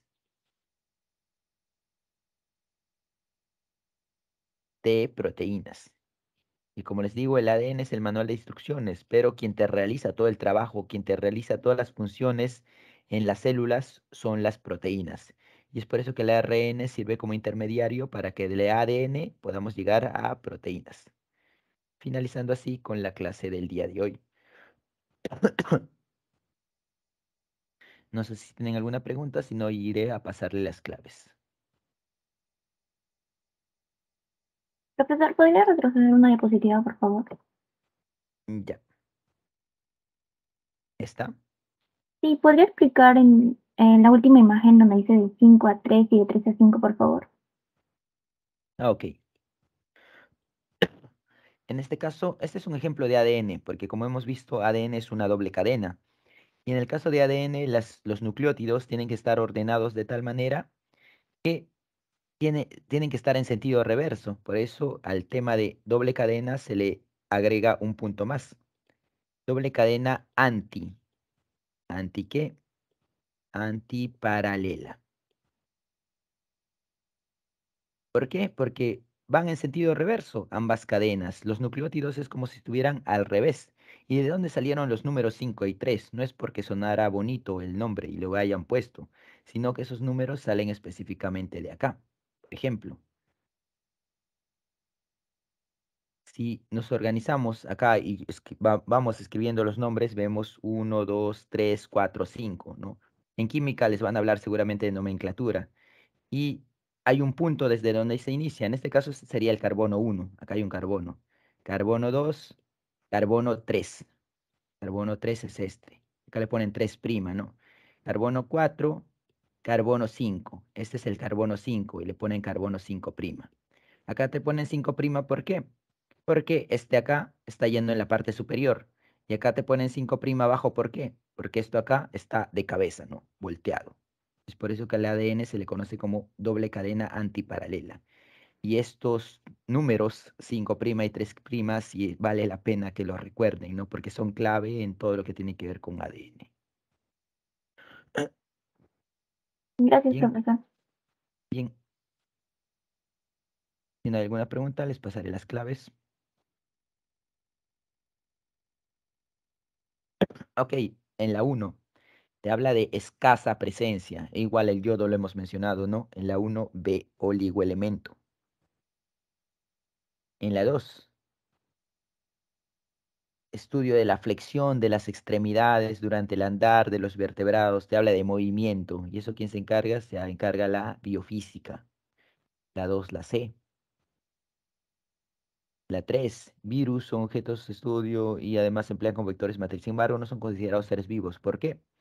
No poder reproducirse, aunque acá ha tenido que ponerse, no poder reproducirse, sí, por su cuenta no se reproducen. Tienen que estar dentro de una célula para recién poder, aunque no se usa el término reproducirse en virus, no se usa el poder replicarse. Así que la 3 es la A. Ser parásitos extracelulares, no, son intracelulares. Solo realizar catabolismo no tiene nada que ver, tener núcleo no definido no tiene nada que ver. Carecer de información genética, los virus sí tienen información genética. Es decir, los virus tienen ADN o ARN. Eso ya lo veremos en la siguiente clase. Así que en la 3 es la A. 4. La 4 es sencilla, ¿no? Si tenemos en cuenta carbohidratos y proteínas, sus unidades básicas, ¿cuáles son? Monosacáridos y aminoácidos. La 4 es la C. La 5. En la 5, saber el color de ojos, heredar, heredar. ¿Quién te habla de la herencia? Te habla la genética. Así que en la 5 es la D. 6. Por ejemplo, tenemos que el agua es principio que presenta propiedades físicas, químicas y además cumple importantes funciones biológicas. Todas estas son funciones del agua, pero una función netamente biológica que participa en sí en los seres vivos, ¿cuál sería? Realizar una hidrólisis enzimática, ¿no? Hidrólisis, que es rompimiento de enlaces químicos. Y enzimática, ¿por qué? Porque participa con ayuda de una enzima, ¿no? La enzima se encarga de romper o de formar enlaces en, en los seres vivos. La 6, la C.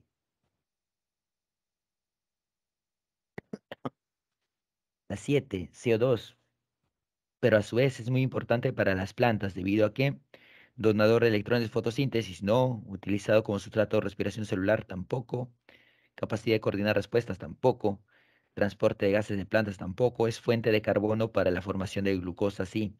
Literalmente decía así en la diapositiva, ¿no? Así que en la 7 es la E. La reproducción es una importante característica de todo ser vivo porque permite generar descendientes, ser muy sencilla y compleja. En el caso de las plantas, aquella reproducción en la cual una planta genera descendencia sin la participación de sus flores es denominada como reproducción asexual. Las plantas pueden realizar tanto reproducción sexual o asexual. La sexual, ¿cómo lo realizan? A partir de flores. Es que las flores son el órgano reproductor de las plantas. Ahí vamos a encontrar a los gametos de las plantas. Si no tienen flores, entonces no van a poder realizar reproducción sexual. Y no tendrían que realizar reproducción asexual. La 8, la E. Sabe que el consumo excesivo de grasas de origen animal es perjudicial. Eso se debe a que los ácidos grasos presentes en las grasas animales, en su gran mayoría que son. En este caso tenemos las grasas saturadas. Hablamos de grasas saturadas porque solo tienen enlaces simples. Y como enlaces simples cuesta más romper dichos enlaces, ¿no? Por eso se habla de que son perjudiciales, ¿no? Porque se mantienen más tiempo en nosotros. La 9, la B, saturadas. La 10. Carecen dirigiéndose hacia una fuente de luz como el sol, lo que se denomina fototropismo positivo. Plantas denominadas enredaderas cuyos tallos también crecen hacia un objetivo con el cual establecieron contacto físico, lo que se conoce como tigmotropismo positivo. Esta capacidad de crecer a favor de un estímulo manifiesta a estas plantas. Si te hablan de estímulo, es irritabilidad, casi de manera inmediata, ¿no? Una respuesta frente a un estímulo. En la 10 es la C. Y es C. La 11. Cierta planta ocurre extraño llamado un fenómeno. Ante ello, él se formula una idea supersticiosa que responde a todas sus dudas sobre dicho fenómeno. Si este fenómeno fuese detectado por un botánico, la formulación de la posible explicación correspondería a una etapa del método científico. Si continúa con el proceso, ¿qué etapa la que a continuación debería realizar? Hasta ahí lo que ha hecho es la hipótesis. Pero te pregunta acá, ¿qué etapa es la que debe realizar después? ¿Esa cuál es? La experimentación. Así que en la 11 es la E. Se la E. 12, ya que Susana acude al médico, indica el malestar involucra también vasos sanguíneos, arterias, venas y capilares. Esto es más de un órgano. Cuando hablamos más de un órgano, hablamos de nivel sistémico. Es así que en la 12 terminaría siendo la B, sistema circulatorio, básicamente, ¿no? La 13, sencillo también, en base a los enlaces, la 13 es la D, SD. 14, otra pregunta sencilla, ADN desoxirribosa y sus respectivas bases nitrogenadas. Y finalmente la 15, en base a la imagen. Todo esto es un solo corpúsculo, así que sería terciaria. Si fuera más de uno, ya hablaríamos de cuaternaria. En la 15 sería la C. Siendo eso todo por mi parte, si no hay alguna pregunta adicional, ya nos veríamos hasta la próxima semana. Hasta luego a todos.